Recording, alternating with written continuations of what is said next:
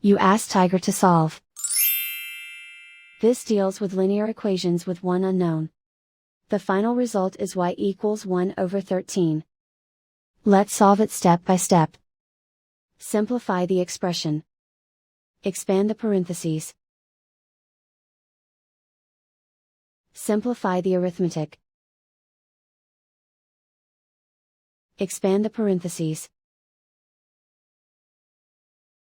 Multiply the coefficients. Simplify the arithmetic. Group like terms. Simplify the arithmetic. Group all constants on the right side of the equation. Add 1 to both sides. Simplify the arithmetic.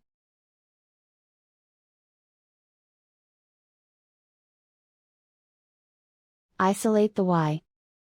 Divide both sides by 13. Simplify the fraction. And so the final result is y equals 1 over 13.